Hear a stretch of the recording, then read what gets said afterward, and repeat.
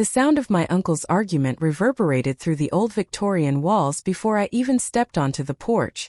My hand hesitated on the ornate brass doorknob, the same one I'd turned countless times since childhood. Today, however, the air was thick with grief and tension. We were gathered to say goodbye to Grandma Josephine. I am Lillian. Since I was 8, when Grandma Josephine took me in after my parents' accident, this house had been my refuge. Now, at 28, no other place could ever feel like home. Inside, Uncle Thomas's booming voice shattered the silence. "We need to list it immediately," he insisted. "The market's on fire, and this neighborhood is finally gentrifying." His tone was as cold as his words. From the next room, Uncle Samuel's voice cut in, softer yet unyielding. "What about Lillian? She's had a free ride long enough. We should have sent her packing ages ago, but Mother was too soft-hearted."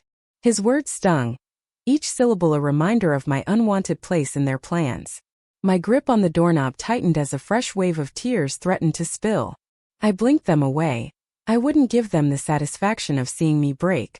Pushing the door open, I met their stares head-on. Uncle Mallory's eyes narrowed in contempt while Colton, at least, avoided mine with a look of regret. "Speak of the devil," Mallory sneered as he straightened his expensive suit. "We were just discussing the house." I stepped into the living room, trailing a trembling hand along the faded wallpaper that held decades of memories. "And I'm not leaving," I declared softly, but with unwavering resolve.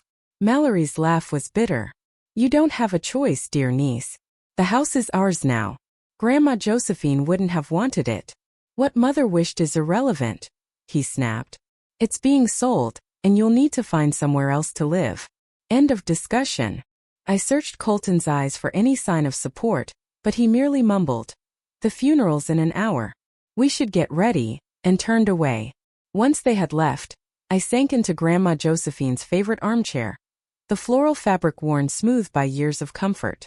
My phone buzzed. A text from my best friend Isabel. "How are you holding up?" it read. "They want to sell the house," I replied, my fingers trembling. "They're trying to force me out." Her response was immediate and fierce. "Don't let them bully you. Remember what Grandma always said about standing your ground." I lifted my eyes to the family portrait above the fireplace. There, Grandma Josephine beamed proudly, her arm lovingly draped around my teenage self. She had always told me that sometimes the greatest acts of love come hidden in the battles we must fight. "I won't let them take this from me," I whispered to her smiling image, a promise made in quiet defiance. Just then the doorbell rang, announcing the arrival of the first funeral guests. I rose, smoothing my black dress and inhaling a deep, steadying breath. This was more than about keeping a building. It was about preserving the legacy of love and strength Grandma Josephine had built, a legacy I would defend at all costs. The day after the funeral, while I carefully sorted through Grandma's cherished belongings, Uncle Thomas stormed in with a stack of papers clutched in his hand. "Sign these," he barked, slapping the eviction notice onto the kitchen table. "You've got 30 days. I met his glare with quiet determination, pushing the papers back without a word. "No," I said firmly. "This isn't up for negotiation. The house is being sold whether you like it or not. Don't make it any harder than it has to be." "I grew up here," I said, my voice steady despite the storm inside me. "Grandma Josephine raised me in this house." Mallory's laugh cut through the quiet. "Spare me the sentimental garbage, Lillian. You were nothing but a burden to her. Do you know how many opportunities she missed because she had to take care of you?" His words stung, and I felt my chest tighten, but I refused to let him see the hurt. Deep down, I knew she saw something in me that they never could. Before I could respond, my phone rang. It was Benjamin, Grandma Josephine's lawyer. I answered, my gaze never leaving Mallory's. "Lillian, could you come to my office today? There's something important we need to discuss," Benjamin said in his gentle tone. "She's busy, Lillian." "Whatever it is can wait," Mallory snapped from nearby. Ignoring him, I said, "Actually, Uncle Thomas, I think I'll go right now." I grabbed my keys and moved for the door, determination battling the pain. "This isn't over," he called after me. "You can't avoid reality forever." 30 minutes later, I sat across from Benjamin in his downtown office. He pulled a thick envelope from his desk drawer. Your grandmother came to see me 6 months ago, he began softly. She wanted to change her will, but insisted it remain a secret until after the funeral. My heart pounded as he slid the envelope across the desk. She knew your uncles would try to sell the house, Benjamin continued. And she knew how much it meant to you. That's why she left it to you, Lillian. The house is yours. Stunned, I stared at him. What? I managed to whisper. He opened the envelope. There's more, he said. She left detailed instructions to turn it into a women's shelter. She said you'd understand why. Tears blurred my vision as memories of our late-night talks about kindness and making a difference flooded back. Benjamin's voice broke through my reverie. Your uncles don't know about this will yet. They won't take it well. Are you prepared for that fight? I recalled every cruel word Mallory had hurled, every attempt to make me feel small, and then I thought of Grandma Josephine's dream. A safe haven for women in need. I'm not just prepared, I said, my voice growing firmer. I'm ready to win. Benjamin smiled. Exactly as your grandmother said you would be. Later, in Grandma Josephine's living room, Isabel's eyes shone with excitement. A women's shelter? That's exactly what this neighborhood needs, Lillian. I sat cross-legged on the worn couch as Felicia scrolled through local shelter statistics on her laptop. There's only one other shelter within 20 miles, Felicia reported. And they're always at capacity. But how do we make it happen? I asked, running my fingers through my hair. I don't know the first thing about running a shelter. That's why you have us, Isabel said, plopping down beside me. I work in social services. I can handle the paperwork and permits. Felicia closed her laptop with a determined click. And I'm a grant writer. We can secure funding for renovations and operating costs. Just then the doorbell rang, breaking our focus planning. Through the window I spotted Uncle Samuel shifting nervously on the porch. I'll handle this, I murmured as I headed to the door. Want us to stay? Isabel asked from behind me. I nodded. Having witnesses felt like a small shield. When I opened the door, Colton stepped in. Lillian, can we talk? He said softly, his eyes flicking around as they took in Isabel and Felicia. In that moment he seemed smaller, less intimidating, almost vulnerable. Mallory's eyes blazed as he cut to the chase. I'm contesting the will, he said, voice low and determined. Let him try, I replied, steady despite the turmoil inside. Grandma Josephine's wishes were clear. He scoffed. A shelter? In this neighborhood? The neighbors won't allow it. Before he could finish, Felicia interjected, tapping her tablet. Zoning laws support this kind of facility with proper permits. We've already checked. Colton's face flushed. Mallory will fight this with everything he's got. He's already talking to lawyers. I turned to Uncle Samuel, searching his eyes. Why are you here, Uncle Samuel? To warn me or to dissuade me?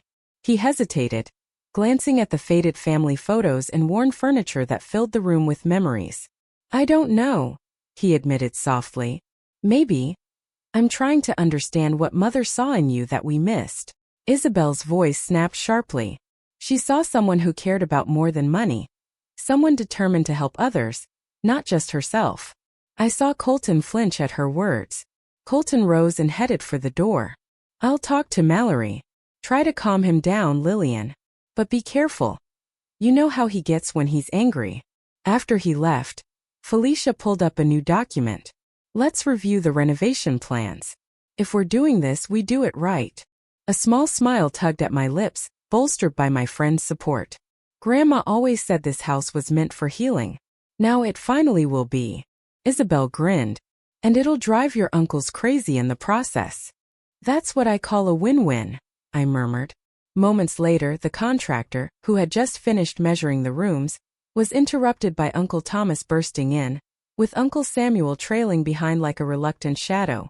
This ends now, Mallory roared, his face burning with fury.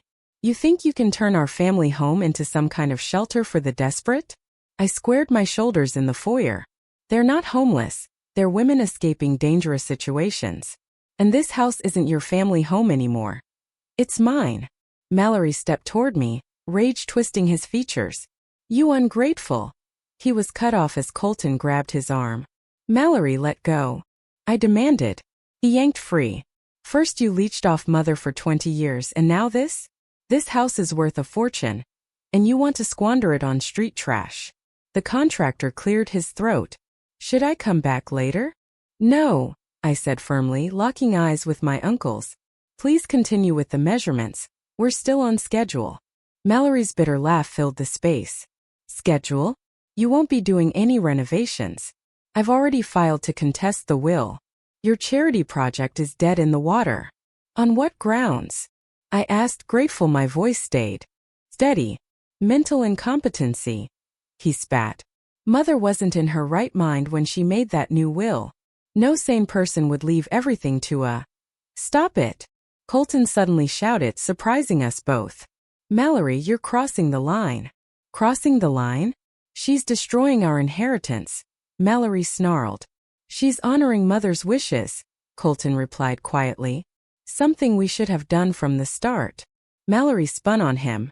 Don't tell me you're taking her side now. I'm not choosing sides, Colton said, then paused and looked at me.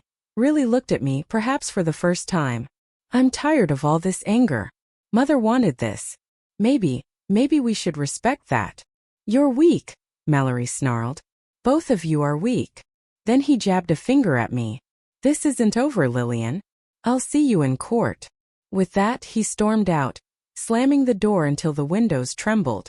Colton lingered, shifting uncomfortably. I can't stop him, he murmured. But I won't help him anymore. Why the change of heart? I asked softly. He reached into his pocket and pulled out an old photograph. I found this in Mother's study. It's you and her, working in the garden. He handed it to me. I stared at the photo, the look of joy on her face, the memory of that day when we planted roses together flooding back. In that quiet moment I remembered all the love and hope she'd instilled in me. And I knew I had to honor her dream, no matter the cost. The roses were still blooming in the backyard, a quiet reminder of better days. Good luck, Lillian, Colton murmured as he trailed after his brother, his tone a mix of hope and resignation. The contractor cleared his throat again. Miss, about these measurements. I slipped the old photograph into my pocket, the one that captured a rare moment of pure joy between my grandmother and me. Yes, let's continue, I said. We've got a lot of work to do. Later, in Benjamin's downtown office, he spread a pile of documents across his desk. Your uncle's case is a dead end, he said firmly. Your grandmother was sharp as a tack until the end. We've got her medical records, witness statements, and even video footage from when she updated her will. I leaned forward. Video footage? Benjamin pressed play. On the screen, Grandma Josephine's eyes were clear and determined. I want to record this so there's no doubt about my wishes, her voice echoed. I'm leaving my house to my granddaughter Lillian. Because you understand what truly matters in life. It's not about money or status. It's about helping others. My throat tightened as she continued. Lillian, if you're watching this, I know my brothers are giving you hell. But I also know you're stronger than they think. I've left something else for you. Look behind the loose brick in the garden wall, the one near the rose bushes. The video ended and I reached instinctively for my keys. Wait, Benjamin called, holding up an envelope. There's more. Your grandmother left detailed plans for the shelter. Funding sources, community contacts. She'd been planning this for years. Back at the house, my heart pounded as I practically ran to the garden wall. I pried loose the brick, revealing a small metal box. Inside, a letter and a tiny key lay waiting. The letter began, Dear Lillian, if you're reading this, it means you're fighting for what's right, just like I taught you. This key opens the safe in my closet, the one Mallory and Colton never knew about. Inside, you'll find everything you need to protect our dream. I raced upstairs, pushing aside stacks of my grandmother's old dresses until I found the hidden safe. The key slid in effortlessly, and inside I discovered decades of evidence. Bank statements detailing Mallory's embezzlement, desperate letters from Colton begging for money to cover his debts, and most damning of all, emails outlining their plan to force her into a nursing home so they could sell the house. My phone buzzed, a text from Benjamin. Mallory's lawyer just filed additional paperwork. Court date set for next week. I took a deep breath and began photographing the documents.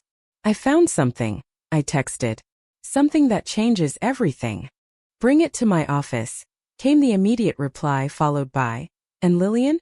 Your grandmother would be proud." I gathered the evidence with steady hands, feeling the weight of my discovery settle into resolve. Grandma Josephine hadn't just left me a house, she'd given me the means to defend it. I whispered to the silent room, "Game on, Uncle Thomas." Closing the safe, I felt a surge of determination. Later that day, the community center buzzed with energy as neighbors filled the folding chairs. I stood at the podium, my heart pounding, when a young woman slipped into the back row. Her bruised eye, barely concealed by makeup, spoke of quiet struggles. "Thank you all for coming," I began, my voice wavering slightly before growing firm. "I know there are concerns about turning my grandmother's house into a women's shelter, but property values," someone shouted from the crowd. "What about our property values?" echoed another voice. Before the tension could escalate, Sela stepped forward, clicking to the next slide.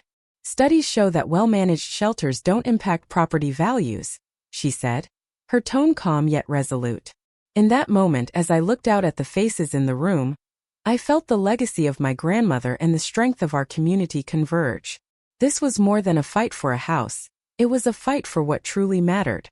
They said shelters like this can actually improve neighborhood safety and boost community engagement. A timid voice from the back cut through the murmurs. Can I say something?" I nodded, and a woman with trembling hands rose. "My name is Lydia," she began softly. "3 days ago, I ran from my abusive husband with nothing but my purse. Every shelter within 50 miles is full. I've been sleeping in my car, too afraid to go home." Her quiet confession filled the room with an aching urgency. "We need this shelter. I need this shelter," she whispered. A heavy silence fell, and I spoke into that quiet, my voice low but firm. "This is exactly why my grandmother wanted this shelter. She believed in helping people when they need it most, just like she helped me when I lost my parents." An elderly neighbor stood slowly. "Martha, your grandmother helped me escape an abusive marriage 30 years ago. Let me tell you what she did." One by one, others began to share stories of Grandma Josephine's gentle kindness, the shelter she offered, the support she provided, and the endless patience of her listening ear. Isabel stepped forward, addressing the lingering concerns. "We'll ensure the shelter has security, professional staff, counseling services, even job placement assistance. This won't be just a shelter. It will be a place of transformation." After the meeting, Lydia approached me quietly. "Did you mean what you said about having space?" Her eyes searched mine with a mix of hope and despair. I hesitated before replying. "The renovations aren't finished yet, but we do have a spare room ready. It's yours if you need it." Her tears flowed, and I wrapped her in a warm, steady hug. As Mrs. Bennett, our next-door neighbor, passed by, she murmured, "Your grandmother would be so proud, Lillian. Tell your uncles they'll have to get through all of us if they want to stop this." I watched as neighbors gathered around Lydia, sharing support, exchanging phone numbers, offering job leads. This was exactly what Grandma Josephine had envisioned. Not just a shelter, but a true community. Then my phone buzzed. A text from Benjamin read, "Court tomorrow, ready?" I looked around the room. Lydia's hopeful face, my friend's determined expressions, and the steady solidarity of our neighbors. The evidence against my uncles was irrefutable, but this fight was about more than a legal battle. It was about honoring a legacy. I replied with one word. "Ready. Time to finish this." In the courtroom, a hush fell as Benjamin placed the evidence box on the judge's desk. Uncle Thomas's smug expression faltered when he saw Grandma Josephine's personal letterhead on the documents. "Your Honor," Benjamin began, "before we discuss the will's validity, there's something the court must see." Mallory's lawyer interrupted. "Objection. This is about mental competency, not—" Benjamin cut him off. "These documents directly reflect Mrs. Meyer's state of mind. They show exactly why she made her final decisions." The judge nodded. "Proceed." One by one, Benjamin presented the damning evidence. Embezzlement records, gambling debts, and emails that revealed a sinister plot. With each new document, Mallory's face reddened. "You little snake," he hissed at me. "Going through Mother's private things?" "I'm simply honoring her wishes," I shot back. "She knew exactly what you were planning." Then Colton, who had been sitting apart from his brother, suddenly stood. "Your Honor, I need to say something."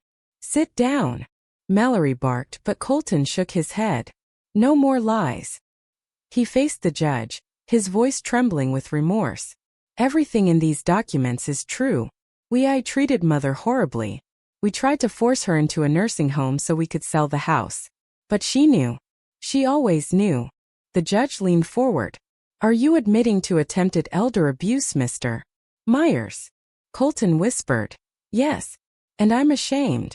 Then his eyes met mine. Mother was right to leave the house to Lillian. In that charged silence, I realized this wasn't just about winning a court case. It was about preserving a legacy of compassion. A legacy my grandmother had built with every kind deed she ever performed. She's the only one who ever truly cared about her legacy. I thought, my heart heavy with memories. Suddenly, Mallory lunged at his brother. "You traitor," he spat.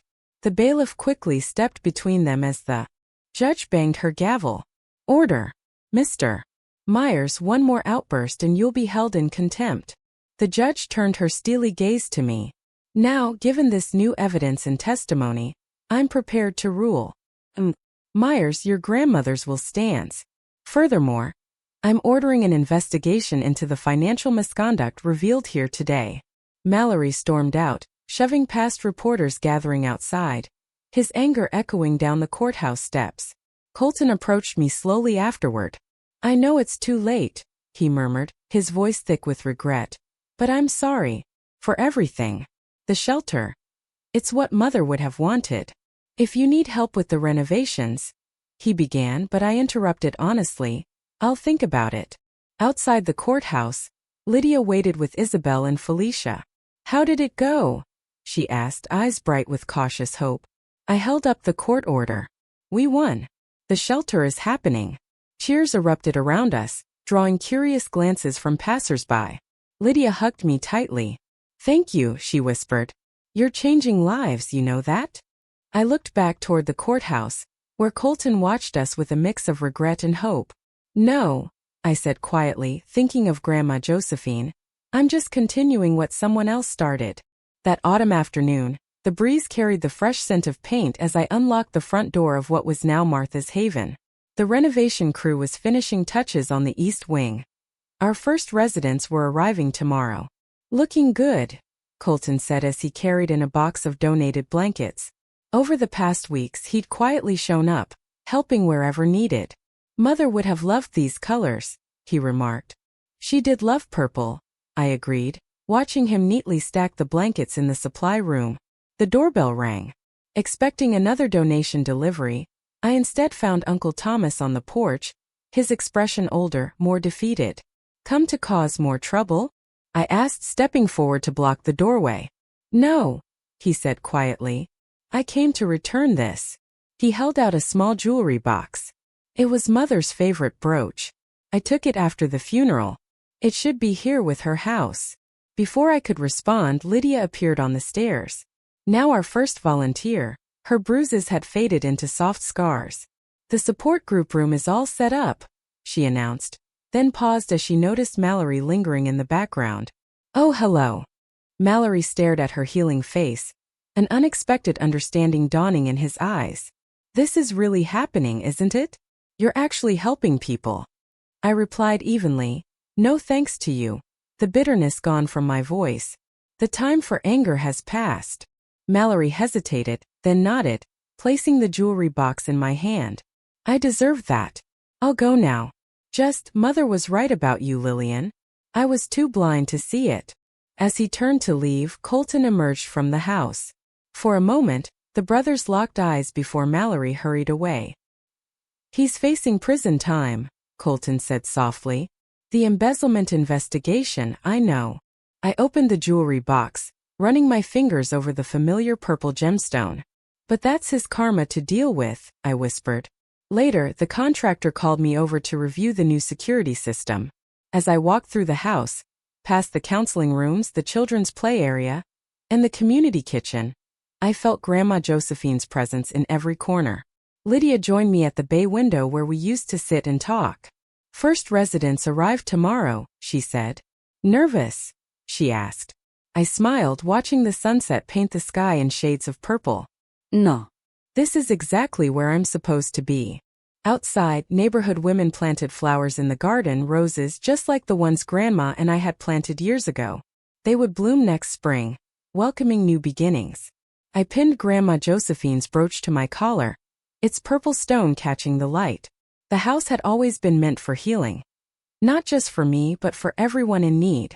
And that, I realized, was the greatest inheritance of all.